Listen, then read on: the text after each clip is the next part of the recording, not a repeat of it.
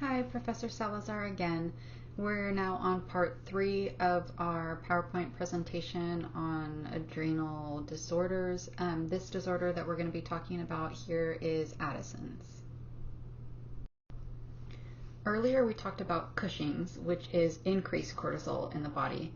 Addison's disease occurs when there is not enough cortisol and aldosterone secreted in the body to maintain normal function.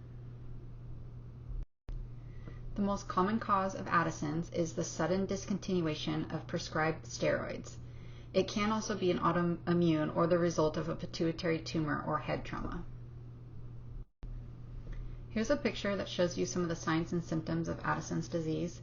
The most common symptoms include bronzing of the skin, hypoglycemia, hypotension, weight loss, weakness, and GI disturbances. Diagnosing Addison's is the same process as diagnosing Cushing's, but the cortisol levels will be low instead of high. Additional tests also include antibody screening, CT, and MRI. Priority interventions for patients with Addison's disease is going to be medication administration and education. These patients will need glucocorticoids and mineral corticoids daily for life. Steroid medications will have to be taken on a very regimented schedule and increase during times of stress. You can see here on the slide how it describes one of the medication administrations as 2/3 in the AM, 1/3 in the PM. This is a very typical dose of steroids for an Addison's patient. It's also recommended for these patients to eat a high carb, high sodium, and low potassium diet. A life-threatening event that can occur with this disease is called an Addisonian's crisis.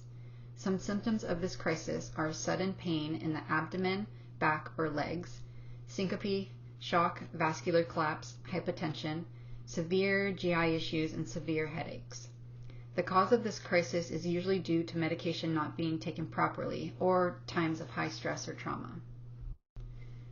Treatment for Addisonian crisis is going to be IV cortisol.